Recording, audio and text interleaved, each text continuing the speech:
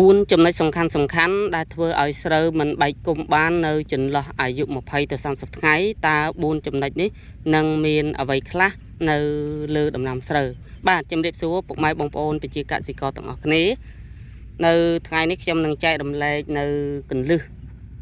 ការយល់ដឹងខ្លះដើម្បីត្រេះរិះពិចារណាស្វែងយល់អំពីស្រូវមិនសូវបែកគុំឬក៏មិនបែកគុំនៅអាយុ20ទៅ30ថ្ងៃដែលជាពេលវេលាស្រូវបែកគុំសំខាន់បំផុតនៅដំណាក់កាលហ្នឹងព្រោះតាមធម្មតា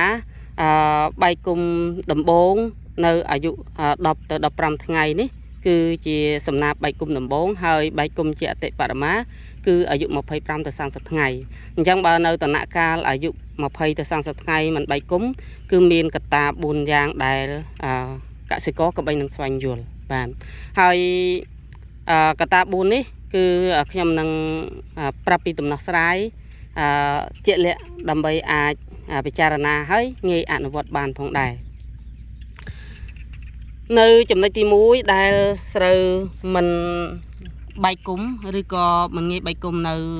ដំណាក់កាលអាយុ20ទៅ30ថ្ងៃនោះគឺកត្តាពូជបាទកត្តាពូជមានសារៈសំខាន់ណាស់ពុកម៉ែបងប្អូនគឺជាចរន្តនៃការកំណត់នៃទិន្នផលបាទបើសិនតែបងប្អូនអស់គ្នាដាំដុះនៅដំណាំស្រូវហើយមិនយកចិត្តទុកដាក់មិនខ្វាយខ្វល់អំពីកត្តាពូជគឺជាកំហុសឆ្គងនៃទិន្នផលខ្លាំងណាស់បាទពូជមានសារៈសំខាន់តកតងអ្វីនឹងការបែកគុំព្រោះកាលណាពូជមិនមានសមត្ថភាពដំណោះគ្រាប់ល្អពូជដែលមិនមានសុខភាពល្អគឺការបែកគុំមិនងាយនឹងកាត់ឡើងទេដោយសារតែទម្រង់ហ្សែននៃការលូតលាស់របស់ដំណាំស្រូវនោះគឺមានសភាពខ្សោយអញ្ចឹងគឺពិបាកនឹងក្នុងការបែកគុំយ៉ាងច្រើនបានផងដែរបាទការបែកគុំនៅស្រូវប្រាំងនេះគឺយើងមិនទៀមទីនៅ3 4 5ដើមនោះទេគឺត្រឹមតែ2ទៅ3ហ្នឹងគឺច្រើនហើយបាទគឺជាការសំគួរព្រោះជាស្រូវពង្រោះមិនមែនត្រូវសន្ទុងឡើយបាទហើយនៅចំណុចទី2គឺតកតងនឹងកត្តាការផ្គត់ផ្គង់ជីវជាតិនៅក្នុងដីបាទអញ្ចឹងការដែលធ្វើឲ្យស្រូវមិនបែកគុំនៅអាយុ20ទៅ30ថ្ងៃគឺតកតងនឹងកត្តាដីយ៉ាងដែរបាទដីគឺកង្វះជីវជាតិការដែលมันមានស្តុកសារធាតុចិញ្ចឹមបានយូរអីចឹងទៅអញ្ចឹងក្រំដីប្រភេទនោះគឺដូចជាក្រំដីល្បាយខ្សាច់ឬក្រំដីខ្សាច់ជាដើមដែលมันមានសមត្ថភាពក្នុងការដែលផ្ដល់នៅសារធាតុចិញ្ចឹមជំរុញឲ្យដំណាំស្រូវបែកគុំបាននេះគឺជាចំណុចទី2ដែលពុកម៉ែបងប្អូនស្វែងយល់ក្រៅពីពូជស្រូវគឺកត្តាជីវជាតិនៅក្នុងដីគឺមានសារៈសំខាន់នៅចំណុចទី3បាទចំណុចទី3គឺតកតងនឹងកត្តាដែលការធ្វើដីបាទដីមានសារៈសំខាន់ណាស់ការដែលយើងគិតពីសារធាតុចិញ្ចឹមហើយគឺដីត្រូវតែធ្វើស្អាតនោះគឺសំដៅដល់ដីដែលរាបស្មើឧទាហរណ៍តាមហត្តាវាអាចមានទីទួលទំនាបខ្ពស់ខ្ពង់រាបអីចឹងទៅប៉ុន្តែក្រៅពីយើងឈូសឆាយពង្រាបហើយនោះគឺមានល្វែងណាមួយដែលវានឹងលក្ខណៈទំនាបហើយនឹងទួលអញ្ចឹងយើងត្រូវប្រមាលមើលយើងនឹងបែងចែកធ្វើទំនប់អណ្ដែតតកតងអ្វីនឹងក្នុងការបែកគុំនោះគឺពុកម៉ែបងប្អូននៅពេលដែលដីมันសមស្របมันរាបស្មើពេលយើងបញ្ចូលទឹកទៅទីទំនាបគឺត្រូវបានត្រាំទឹកអញ្ចឹងនៅវគ្គសំណាបនៅពេលដែលយើងត្រាំទឹកយូរគឺ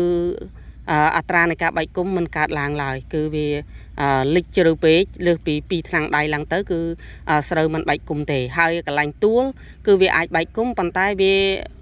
ដោយសារកត្តាទី2នោះគឺទៅដីដែលមិនសូវមានជីជាតិនោះអញ្ចឹងទោះបីតែវាទួលក៏បែកគុំមិនបានប្រមាណដែរដោយសាររំហូរជីវជាតិនោះវាធ្លាក់ទៅទីទំនាបហើយទីទំនាបមានជម្រៅជ្រៅក៏បែកគុំមិនចេញអញ្ចឹងកត្តាដីគឺមានសារៈសំខាន់ណាស់អញ្ចឹងពុកម៉ែបងប្អូនគួរតែធ្វើដីឲ្យរាបស្មើទោះពាក្យថារាបស្មើនោះគឺមិនមែនមហត្តានោះស្មើទាំងអស់ទេគឺមហត្តានោះរៀបស្មើដោយបែងចែកកឡោនជាបំណាច់តាមទម្រង់ដីបើដីនឹងមហត្តាអាចរៀបស្មើបានក៏ធ្វើមហត្តាទៅប៉ុន្តែបើមិនអាចរៀបស្មើគួរបែងចែកទំនប់បណ្ដែតបណ្ដោយតាមទំនាប តួចឹងទៅនេះគឺជាចំណុចទី3ដែលឪពុកម៉ែបងប្អូនយល់ដឹងថាកត្តាធ្វើដីមិនស្អាតគឺมันអាចបែកគុំបានទេអញ្ចឹងទី1កត្តាពូជទី2តកតងនឹងជីវជាតិដីទី3ហ្នឹងគឺតកតងនឹងការដែលផ្ដល់សារធាតុចិញ្ចឹមបាទអញ្ចឹងក្រៅពីពូជពូជมันមានសុខភាពល្អក៏มันអាចបែកគុំបាទទី2តកតងនឹងដីมันរាបស្មើបាទហើយទី3គឺតកតងនឹងมันមានជីវជាតិនៅក្នុងដីបាទសារធាតុចិញ្ចឹមនៅក្នុងដីហ្នឹងបាទហើយចំណុចទី4ហ្នឹងគឺតកតងនឹងការផ្ដល់សារធាតុចិញ្ចឹមมันទាន់ពេលវេលាបាទអញ្ចឹងការផ្ដល់សារធាតុចិញ្ចឹមมันទាន់ពេលវេលាគឺជាកត្តាមួយដែរពុកម៉ែបងប្អូនឧទាហរណ៍ថាស្រូវប្រភេទ3ខែនេះបើសិនតែយើងផ្ដល់សារធាតុចិញ្ចឹមมันគ្រប់ការកំណត់ឧទាហរណ៍ថា20ថ្ងៃជាងហើយបានយើងបាច់ជីលើកទី1ឯនោះដោយកត្តារវល់ឬក៏កត្តាផ្សេងណាមួយគឺវាមិនសូវមានជីជាតិបូកផ្សំនឹងចំណុចទី2គឺដីមិនសូវសម្បូរជីជាតិផងនោះគឺវាគ្មានឱកាសក្នុងការរីកមាឌនឹងបែកកូនបែកគុំបាននោះទេអានោះគឺតកតងនឹងពេលវេលានៃការបាយជីអញ្ចឹងយើងត្រូវបាយជីឲ្យទាន់ពេលវេលាផងដែរអញ្ចឹង4ចំណុចនេះគឺมันអាចធ្វើឲ្យស្រូវបែកគុំបានទេពុកម៉ែបងប្អូនប៉ុន្តែដំណោះស្រាយតើយើងធ្វើដូចម្ដេចពុកម៉ែបងប្អូនដំណោះស្រាយនោះគឺទី1ពុកម៉ែបងប្អូនត្រឡប់ទៅវិញទៅគឺជ្រើសរើសនៅពូជដែលមានសុខភាពល្អពូជថ្មីពូជដែលទៅនឹងបញ្ចេញថ្មីមានឧទាហរណ៍ថាយើងទិញពូជកញ្ចប់ដែលមានសុខភាពល្អពូជដែលបានសម្រិតសម្រាំងនិងបន្សុទ្ធបាទអញ្ចឹងពូជយ៉ាងម៉េចក៏ដោយឲ្យតែថាបន្សុទ្ធថ្មីល្អអញ្ចឹងទៅក្រោម3កណ្ដៀវបាទអាហ្នឹងគឺនឹងជួយឲ្យការលូតលាស់នោះធន់ទ្រាំជាមួយនឹងខ្ពស់ទាបទឹកស្ងួតអីបែបយ៉ាងគឺវាអាចធន់ជាងដែរយើងប្រើពូជដដែលឬក៏ពូជសុខភាពមិនល្អពូជដែលមានជំងឺស្រាប់បាទ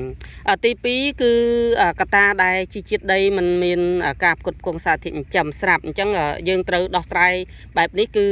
មុនដាក់ពូជចុះកសិករកបីប្រើជីធម្មជាតិបាន50ទៅ100គីឡូឬក៏200គីឡូតាមសមត្ថភាពជីឧទាហរណ៍ថាបើយើងជីធម្មជាតិគុណភាពលក្ខណៈធម្មជាតិសុទ្ធសាធតែម្ដងដែលសារធាតុចិញ្ចឹមនឹងវាទាបពេកក៏យើងដាក់ច្រើនទៅពុកម៉ែបងប្អូនតែបើឧទាហរណ៍ថាពុកម៉ែបងប្អូនប្រើជីពាក់កណ្ដាលសរីរាង្គពាក់កណ្ដាលសរីរាង្គគឺតម្រង់សរីរាង្គគេកែច្នៃហើយគេសំយោគនៅគីមីទៀតអញ្ចឹងមានន័យថាវានឹងសមស្របបំផុតវាជួយឲ្យបង្កើនជីជាតិដីជួយឲ្យដីបានល្អហើយនឹងជំរុញការលូតលាស់ការប្រើប្រភេទជីនេះគឺយើងអាចប្រើ50គីឡូទៅ100គីឡូគឺល្អបំផុតក្នុង1ហិកតាមុនពេលដែលយើងដាក់ពូជចុះគឺដាក់នៅពេលដែលយើងវាយដីបាទភ្ជួរហើយយើងជិះជីទៅហើយវាយទុកទឹកឲ្យរងទម្លាក់ពូជចុះនោះគឺដំណោះស្រាយគឺនឹងជួយឲ្យស្រូវបែកគុំល្អហើយនិងសុខភាពល្អទៀតអានេះគឺតកតងនឹងចំណុចទី2ដែលជាដំណោះស្រាយទី3គឺតកតងនឹងដែលធ្វើឲ្យស្រូវមិនបែកគុំចំពោះដីមិនរាបស្មើគឺធ្វើឲ្យបែកគុំឡើងវិញគឺយើងត្រូវតែស្ទង់នៅដីស្រែរបស់យើងតើវាទួលប៉ុណ្ណាវាទាបប៉ុណ្ណាកន្លែងយើងឈូសឆាយហើយឈូសខ្លាំងពេកគឺបាត់បង់ស្រទាប់សារធាតុចិញ្ចឹមអញ្ចឹងវាធ្វើឲ្យកន្លែងដែលឈូសខ្លាំងហ្នឹងគឺมันល្អដូចគ្នាពុកម៉ែបងប្អូនអញ្ចឹងល្មមយើងស៊ូធ្វើទំនប់អណ្ដែតគឺទំនប់អណ្ដែតបែងចែករវាងខ្ពស់ទាបអញ្ចឹងទៅវានឹងជួយខាំងសារធាតុចិញ្ចឹមស្តុកកន្លែងទួលហើយកន្លែងទំនាបយើងរំដោះទឹកឲ្យ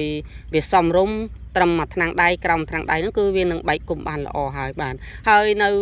ចំណុចទី4ចុងក្រោយដែលធ្វើឲ្យស្រូវបែកគុំល្អផ្ទុយពីមិនបែកគុំហ្នឹងគឺយើងត្រូវកំណត់ធ្វើប្រូតេទីននៃការព្រោះឧទាហរណ៍ថាក្នុងមួយហាត់ហ្នឹងគឺយើងព្រោះថ្ងៃទីប្រមាណអញ្ចឹងយើងហាត់ផ្សេងបាទហាត់ផ្សេងនៅកន្លែងនោះអញ្ចឹងទៅកន្លែងនេះទៅព្រោះថ្ងៃណាបាទបើព្រោះដំណាលគ្នាថ្ងៃតែមួយឬក៏ខុសគ្នាមួយថ្ងៃក៏ដោយត្រូវតែកត់ត្រាការកត់ត្រានេះគឺដើម្បីយើងប្រើប្រាស់សារធាតុចិញ្ចឹមការប្រើថ្នាំ សម្រាប់ស្មៅអីផ្សេងហ្នឹងគឺយើងត្រូវគ្រប់គ្រងព្រោះថ្នាំសម្រាប់ស្មៅវាមានអាយុកាលបាទអាយុកាលណាដែលយើងត្រូវប្រើប្រភេទណាអាយុកាលណាត្រូវប្រើប្រភេទណាអញ្ចឹងងាកមកការបាច់គុំវិញគឺយើង15ថ្ងៃបាទ13ទៅ15ថ្ងៃយើងត្រូវបំពន់បាទបំពន់ជាមួយនឹងពពុះដង្កូវទ្រីបអីផ្សេងហើយយើងដាក់ទៅហើយ3ថ្ងៃក្រោយមានន័យថាมันឲ្យលើសពីអាយុ18ថ្ងៃទេកសិករក៏បីប្រើជីគ្រាប់បាទប្រើជីគ្រាប់ទៅតាមស្ថានដីទៅមានអ៊ុយរ៉េ DAP NPK កាញ់ស្រេចតែពុកម៉ែបងប្អូនចូលចិត្តប្រើប៉ុន្តែប្រើចន្លោះហ្នឹងគឺអត្រានៃការបែកគុំខ្លាំងបាទហើយដំណោះស្រាយមួយទៀតនោះគឺក្រៅពីប្រើជីហើយបាន3ទៅ5ថ្ងៃចឹងកសិករត្រូវតែរំដោះទឹកចេញបាទកុំឲ្យទុកឲ្យទឹកនៅជ្រៅរលោងរលាមអត់បានទេរំដោះទឹកឲ្យហើយទៅស្រូវនឹងបែកគុំហើយនេះគឺជាដំណោះស្រាយអំពីការដែលស្រូវមិនបែកគុំមានចំនួន4ហើយដំណោះស្រាយគឺមាន4ដូចគ្នាដែរអញ្ចឹងពុកម៉ែបងប្អូននឹងយល់យ៉ាងណាដែរចំពោះតកតងនឹងប្រធានបទមួយនេះបាទសូមជួយខមមិនប្រាប់ផងហើយពុកម៉ែបងប្អូនដែលថ្មីអត់ទាន់បាន Subscribe Channel YouTube របស់ខ្ញុំបាទសូមជួយ Subscribe Channel YouTube បាទម្នាក់មួយផងដើម្បីបានជាកម្លាំងចិត្តនឹងធ្វើវីដេអូចែករំលែកឲ្យពុកម៉ែបងប្អូនស្ដាប់កំសាន្តផងដែរអញ្ចឹងអរគុណជម្រាបលាជួបខ្ញុំនៅវីដេអូក្រោយទៀតបាទ